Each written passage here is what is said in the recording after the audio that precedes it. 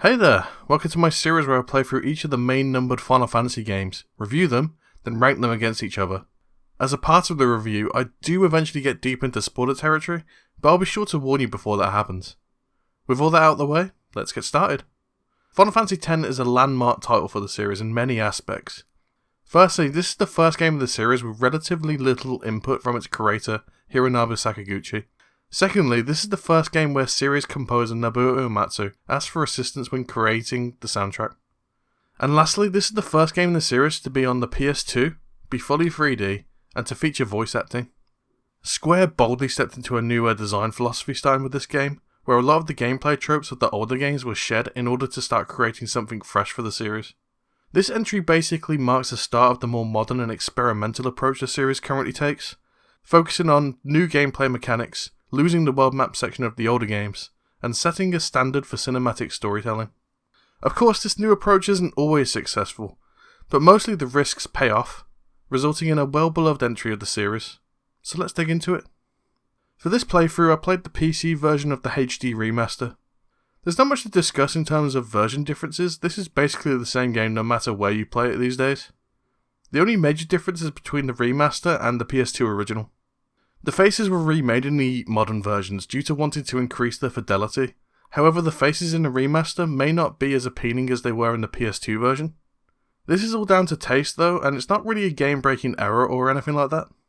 Honestly though, the older faces do look better to me. I think a lot of it is how the eyes look in the newer renditions, as well as just how the faces seem to be rigged. I think the biggest example early on is Waka. His surprised look at the start of the game looks a lot more natural looking here on the PS2 version than it does here in the HD remaster. There's little differences like this throughout the game, although with the overall improvement to visual clarity and all the content from the European and Japanese International version intact, I would still recommend the newer version to play. The jump to PS2 hardware is extremely smooth for the series. Square obviously made the PS2 sing when it released in 2001. The fully 3D environments really help immerse yourself into the world of Final Fantasy X, where techniques such as tilting the camera behind the main character are used to show the scale of certain views within the game, or seeing a field stretch out into the distance which you can travel across. And that's not to say about the obviously much improved character models, which are extremely well detailed, especially in close-up shots. Close-ups showed the new movement facial tech that Square used to help tell the story, no longer only reliant on exaggerated body movements to get across emotions. This isn't always successful, some scenes falling victim to having the expressions look too neutral or lacking animation. However, as a first attempt at the technique, Square mostly pulled this off well. Sometimes the camera angle choices pick up the slack the faces missed, for example, another benefit of a fully 3D game engine. FMVs are used a lot more sparingly than in the previous games too. They are mostly kept back for moments that real-time 3D couldn't do justice, or moments of intense action that the game engine couldn't handle. The points they are used feel well considered, and their quality is incredible too. There's obviously still the issue in the way that the characters look in FMVs are rather different than in-game, but we're at a point where the gap is nowhere near as much as seen as Final Fantasy VII. The art style is wholly unique too. Shedding the more traditional European style of setting, Final Fantasy X more embraces the aesthetics of Asian territories. This leaves the game with a really unique look and makes it stand out from the rest of the series. The amount of importance placed on temples and the cultural importance of faith and prayer also feeds into the Asian influence of the setting. It's all very imaginative and is a setting host to some incredible sights, both of pure natural beauty and of the melancholic majesty of ancient ruined technology and buildings. Spira feels believable. Gameplay is completely changed for Final Fantasy X. Battles are purely turn-based in this entry of the series, dropping the ATB system for the first time in 6 games. Honestly, this is a refreshing change of pace, and while the game is purely turn-based now, it still flows extremely well. Inputs have a snappy response to them, the characters taking action as soon as you press the button. This means that the fights still have a fast pace to them, if you're quick enough, but you also don't have a constant pressure to enter as many commands as quickly as possible, opening up the opportunity for more strategic gameplay. The turn order is always displayed on the top right of the screen, and with certain actions you can delay an enemy's turn or speed up your own. Seeing this information is really great in how it lets you plan out your attacks and prepare for turns to come. You can also swap out any character on their turn for anyone else not in the active party. This both further expands your strategic options and is also essential for getting through some random encounters quickly. An early example is that Waka is strong against flying enemies, Lulu can exploit elemental weaknesses, and Tidus is strong against fast enemies like wolves. This creates a bit of a rock paper scissors dynamic with encounters. It's cool, but it does mean that some battles play out very similarly as you clear the field with ease with the right combos. Still though, it's more to think about than spam attack seen in random encounters earlier in the series. The other major departure for the series is the lack of the world map. There's still a map of the world, but the entire journey through it is a crafted pathway instead. What this does come down to is that for a lot of the adventure, you're on a very linear path through the game, with some sections being literally a long corridor to run down. While this sounds bad, it doesn't feel as chokingly linear as it does on paper. You're often given the chance to explore around little towns or hub areas to talk to NPCs. Along your journey, you'll come across recurring minor characters too, which go on their own little story arcs alongside the main characters. For example, you run into a character in several places who is a historian. You have the option to have a chat with him, and in doing so, he'll tell you about the history of the area you find yourself in. Also, while parts of the adventure do railroad you on down linear paths, with only small side areas to find loot, the visuals often pick up the slack to make up for that. The path can be winding through a magical forest, or you can just be travelling along a cliffside path, but the camera pulls away to really show off the scale of it and frame the waterfall that runs down it. While it can be easy to be disappointed at the news of a no world map in this game, I feel that it pays off in that the journey taken still feels significant, and is perhaps improved by rendering the majority of the adventure. The long stretchways of pathways between major areas help sell the scale of the pilgrimage you're on. I will add here that I chose to play the game this time without the minimap. I felt this stopped me from subconsciously checking the map for the way to go, and forced me to put all my attention into what the game was showing me. The game is linear enough that I never get lost or anything like that, but it did make finding hidden areas off to the side of where the camera was pointing just a touch more rewarding. The one part of the journey I found to kill my mood a bit though involved the temples that you visit throughout the game, the Cloister of Trials. These trials essentially just involve putting various spheres into different slots in the puzzle, and the aim is to put them in the right order. I found these to be incredibly dull. As puzzles, they're not very taxing, and more boil down to being a test of patience than wit. They often fall into the same trap that something like the push block puzzles in the old 3D Zelda games had, where you can see the solution to the puzzle way before you solve it because getting there is such a drawn out process. Luckily, the Cloister of Trials only takes up a very small percentage of the runtime here, but it's not time I look back on fondly. A small part of the game I did find was surprisingly good though was Blitzball. There's one mandatory match you have to play in the story, with a whole league to play afterwards if you so desire. Blitzball is a kind of turn-based football game, where stats play a direct role into the actions you take. So, for example, characters' HP determines how many tackles in a row they can take before losing possession of the ball, and other pools of points determine how effective they are at shooting or passing. Describing it and extensive tutorials make the game seem like it's way too complicated, but experiencing it firsthand, you can get to grips with it pretty quickly. I was actually surprised by how much I actually enjoyed the mandatory match in the story, and may take up the challenge of winning the series in my next playthrough. All in all, a more successful minigame than the Cloister of Trials, and certainly a better pastime than Tetramaster from 9. There are several other minigames too, but they're largely just incidental, and are more to add flavour than these other two major ones I mentioned. Pretty standard practice for the series so far, really. Limit breaks are called overdrives in this game, and they kinda work similarly to Final Fantasy VII. As you go through the game though, you unlock different ways to build up the overdrive meter. Some fill when allies fall in battle, others when you cause damage to an enemy. I personally stick with the default of building when the character takes damage, but the options open up more gameplay opportunities, and that can never be a bad thing really. Overdrives are kinda cool though. There are several to unlock for each character, but the mechanics of how they're used in battle varies. Waka has you stopping the reel to get specific elemental damage. Lulu has you rotating the stick as many times as possible. Auron has you inputting a series of commands. And Kimahri uses blue magic drawn from enemies with his Lancet skill. Some are obviously more useful than others. Yuna's Grand Summon was a major part of my strategies, for example. Lulu's I found supremely underwhelming, as the power of the spells were not worth the use of a turn when casting a spell normally would do more damage. Although thinking back, I think this is due to her weapon not affecting the spell damage of the overdrive, specifically in that it had the magic booster skill on her weapon, doubling MP cost but boosting magic attack. Which I suppose brings me on to the way weapons and armor works. They don't have any base defense or attack values, so weapons can stay useful throughout most of the game. The trick here though is that the value of a weapon is determined by the effects it has, which can vary from simple attack or defense percentage boosts to elemental attacks and spell effect negation. You can also craft effects onto your equipment using the items you find on your journey, making the system very flexible. This also means that a lot of weapons and armor you find are random drops from monsters with random stats. So part of getting a good gear for the endgame is getting good rolls on loot drops, or crafting to fit your needs. You spend a lot of time in the sphere grid when managing your characters. Traditional levels have been dropped in favour of gaining points to spend manoeuvring around this web of skills and stat boosts.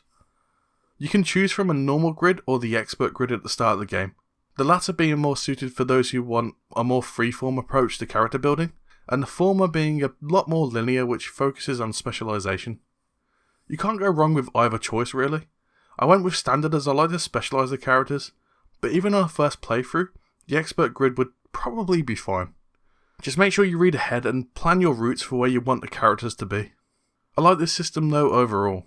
It feels good to fill out, and it's neat to see your progress physically laid out before you. The story of Final Fantasy X is really good. You play as Blitzball star of the Zanarkand Apes, Tidus, although you can call him whatever you want, which is a bit of a holdover from older game design. I do feel this particular aspect hurts the script in places, as they obviously can't say his name out loud, so the characters go out of their way not to mention Tidus' name. It's not an issue, just makes some scenes a little awkward is all. Either way though, everything Tidus knows gets blown up pretty quickly in the story when a giant entity known as Sin comes to destroy Zanarkand. He's held by a family friend known as Auron, only for him to be drawn into this sin and whisked away. Pretty soon, after waking up alone and being saved by Riku, he learns that Zanarkand was destroyed 1,000 years ago, and it's a holy place now. He eventually comes into contact with Wakka, a devoted believer in the religion of Yevon, and captain of a Blitzball team on the island of Besaid. On this island, he gets to meet a bunch of the rest of the cast, including the summoner Yuna, who the majority of the story revolves around. Yuna must go on a pilgrimage around the world in order to pray at the temples across the land, gain use of all their aeons, and eventually earn the power to defeat Sin. Sin seems to bring nothing but misery to the lives of the people of Spira, so defeating the source of that misery seems to be a pretty noble and just goal, worthy of an expansive JRPG story. Of course, it's not just that simple though. The story takes plenty of twists and turns. A few of them can be pretty unexpected. The story delves into the themes of love, death and the afterlife, power dynamics, and the role religion can play in narrowing one's worldview, among others. It's not overly serious all the time though. It has many silly parts that help bring levity to the situation. It's a well-balanced story if nothing else. The characters are all really likeable. I don't think any of the main cast I dislike at all really. I think Lulu's outfit with the skirt made of belts is pretty silly looking, but otherwise I don't have much to complain about with the characters. They all go on the journey for the same reason, to escort Yuna on her pilgrimage. However, each character has their own baggage they bring with them too, be it regrets in their past, a search for answers, or other motives that aren't revealed until late in the game. It helps somewhat that I think the characters are well voice acted, as it brings them that much more to life. While for the most part they're well voice acted, there's a few bizarre takes when it comes to the delivery of some lines. I wanted to see Yuna's statue too, but I wanted to see it with Yuna by my side. But from what I've managed to gather, this is due to having to fit the readings in time with the Japanese audio. This results in some lines coming across as pretty stilted and awkward. It's a problem a lot of localizations run into, which I think is why so many people who consume Japanese media prefer original audio over dubs. I guess the one bit of specific dialogue I'll address, which has been memeified beyond belief, is the infamous laughing scene.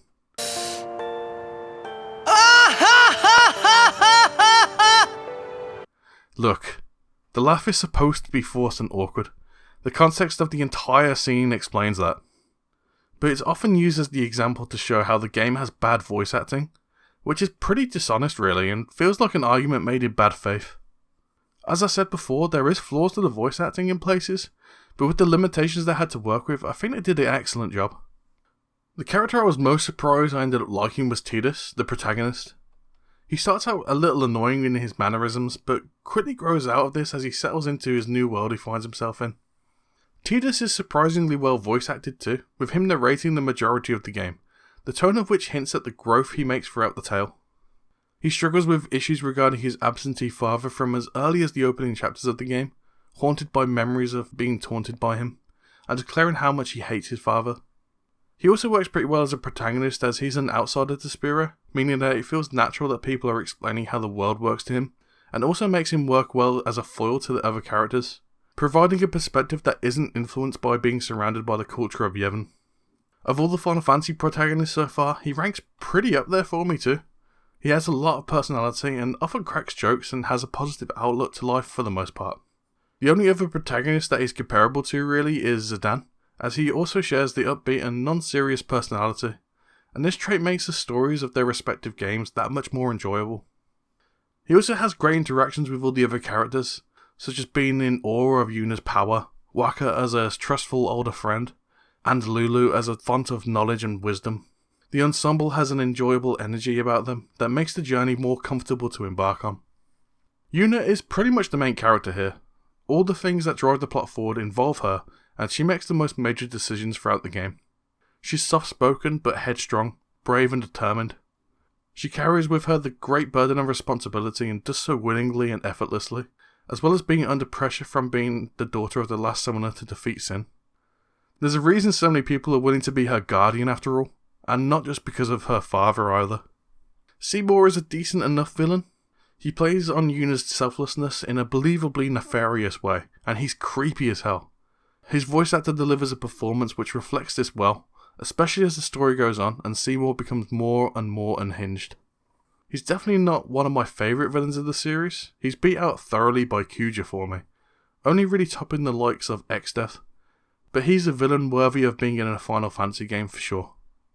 I'm going to keep the story spoilers pretty minimal this time, as I've waffled on enough already. But regardless, the timestamp for the end of the spoilers is on screen now. Skip to there if you plan on playing the game for yourself at some point. Starting in 3, 2, 1. I suppose firstly I'd like to talk about Tidus and his dad specifically. His father, Jecht, was a well-renowned Blitzball player back in his Zanarkand, and upon arriving in Spira, Tidus learns that he's made himself famous there too. Tidus' only memories of his father before he disappeared 10 years prior all seem to be bad ones. He's shown mocking Tidus for crying all the time. As the game goes on though, and we learn more about Jecht, we may come to an understanding that he was more complicated than that. Perhaps he did love his son but didn't know how to express it. Spira definitely mellowed him out, as it currently is affecting Tidus throughout the story. In the Far Plane, Tidus reflects on this, on how maybe actions outside of Jecht's control are why he resents him so much. Whenever my old man was around, my mother wouldn't even look at me. Maybe that's when I started to resent him, even hate him. When he left us, Mom just lost her energy. The old lady next door told me, when a lovebird dies, the one left behind, it just gives up living so it can join its mate. It was just like that. I hated my old man even more. But really, my old man... Mommy! Just a sec, dear. Go to him. He'll cry if you don't. Yuna and Tidus end up falling in love with each other by the end of the game. The pair are well suited to each other in a way, Tidus providing a stable post to lean on emotionally, offering full support for her while helping her out where he can. The scene at the pool confirms that, I suppose. Yuna starts doubting herself, but Tidus reassures her, leading to the beautiful cinematic. This relationship crescendos in a heartbreaking manner by the end. The main foil in the story of Final Fantasy X is that the main religion of the world, Yevon, is heavily corrupted. The teachings and practice of the religion both provides hope for the people of Spira, while at the same time ensuring that the status quo is met to appease the will of the true villain, Yu Yevon. Yu Yevon was an ancient summoner in the original Zanarkand that summoned Sin for the first time 1,000 years ago. Through his will, and using the population of the city as a faith, a dream version of Zanarkand is kept alive out of anyone's knowledge, the ancient summoner obviously unable to let go of the past. Now, 1,000 years later, the form of Yu Yevon is not even human anymore, running more on instinct than it is anything else. The faith, having grown tired of dreaming for all this time, summoned Tidus into existence on Spira, to help end the spiral of death, to stop sin from being reborn time and again with someone as being the sacrifice that fuels it. And they manage that by the end. They find a way to defeat sin for good and expose the religion of Yevon as the corrupt cult they are. I feel this is a bit of a commentary on how organised religion can reduce one's perception of the world and how it works, and can be used to narrow citizens' viewpoints and exploit that for control of them. It certainly warns of the danger of having a religion run the world. This can be seen most evidently by Waka for a lot of the game. He's not a bad dude, but the teachings of Yevon have clearly poisoned his mind somewhat, with him having a baseless dislike of the Albed. He more hates them due to the teachings saying that the use of Machina is outlawed and worthy of sin. He's proven how bigoted this is by having Riku join the party without even realising she's Albed until a lot later. It shows how bigotry can form towards an outgroup and a devoted member of a religion. The destruction of Yu Yevon leads to the ending, which I find affecting no matter how many times I watch it. It's very bittersweet. The cinematics are quite frankly incredible, with some jaw-droppingly beautiful cinematography on display. Square's F&V team should be proud, to be honest. It helps that Uematsu's score is so beautiful here too, really hitting that melancholic beauty on display. What gets me is the final interactions Tidus has with Yuna. She tries to run up to him to stop him from going, but falls through as he starts to lose his physicality. The final hug before jumping off the edge into the far plane and finally catching up to his dad for real are just simply great moments and wordless storytelling. Yuna leaves us with a message of hope for the future, and also to treasure the memories and dreams of those gone. Top-notch stuff. The people and the friends that we have lost, or the dreams that have faded.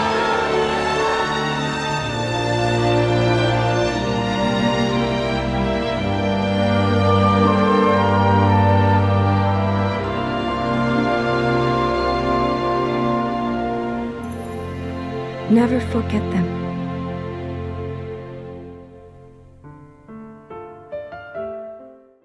And that's all for spoilers. Told you it wouldn't take long with them. The music of Final Fantasy X is somewhat a bit more varied this time compared to previous entries. This isn't to say that previous games had a lack of variety in the scores, or that this one has several distinct styles found within. This is mostly due to Nobuo Uematsu only taking on some of the work, not all of it. He composed the main themes of the game, including all the character themes and the main battle theme. However, two other composers are credited on the OST, Junya Nakono and Masashi Hamaozu. Nakono is mostly responsible for more of the ambient tracks, as well as a couple of boss themes. Hamaozu's tracks are usually rather piano-driven tracks, with a bit of synth thrown in for good measure. If you're familiar with Final Fantasy XIII soundtrack, you may be able to pick them out of the OST here upon listening. It's a great soundtrack all told though, with powerful melodies and a great range of different styles and moods to fit the scenes. Some highlights for me include Zanarkand,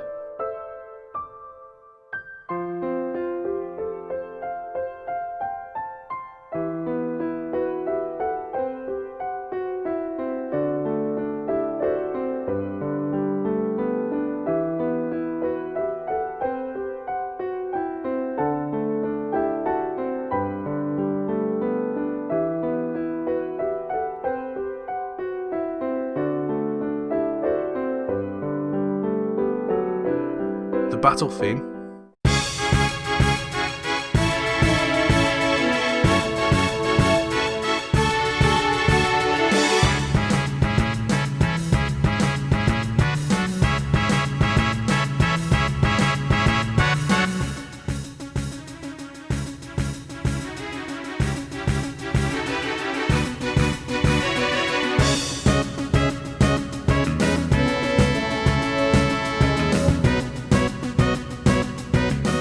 Besaid,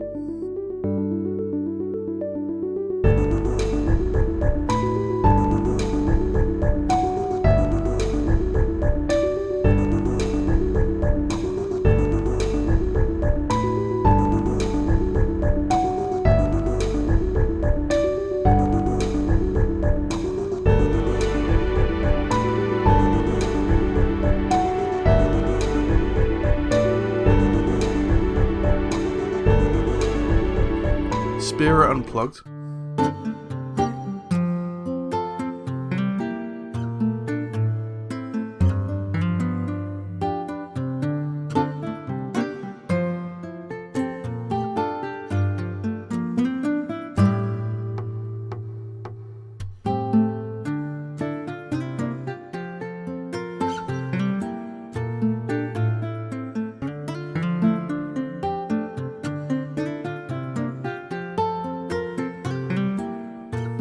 the sending.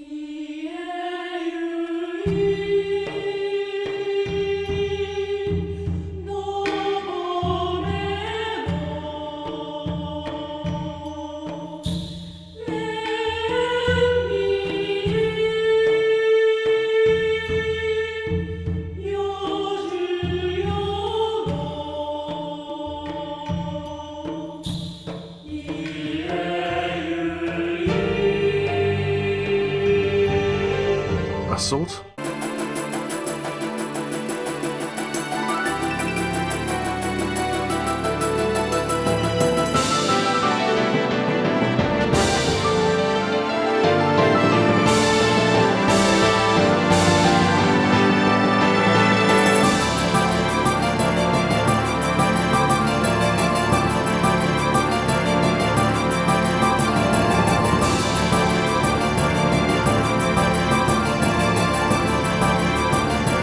Wandering.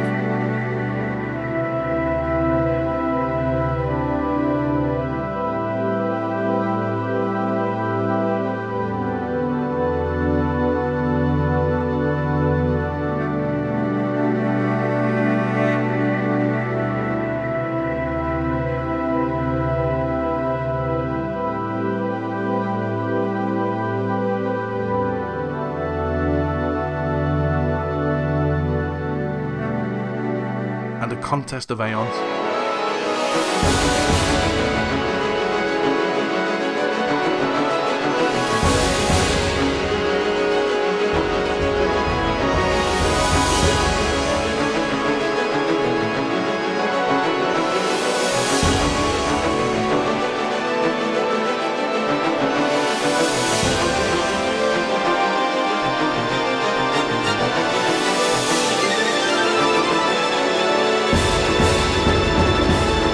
My final thoughts on this game are that I found it thoroughly enjoyable.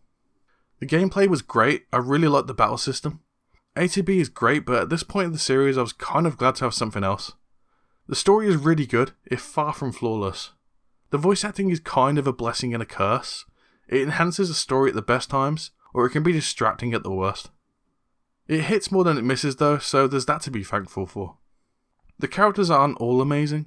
Yuna is the true standout really, but the ensemble altogether is of rather high quality. So I suppose the ultimate way for me to determine how much I liked it would be to see how I rank it in the series. I struggled with this one, I'm not gonna lie. I knew it couldn't be better than Final Fantasy 6 or 9. To me they're too far above the rest. I thought it was better than 5 due to more quality storytelling, and gameplay which I think rivals it in terms of replayability. So it came down to me putting it against 7. It's so close. In the end, I went with consistency.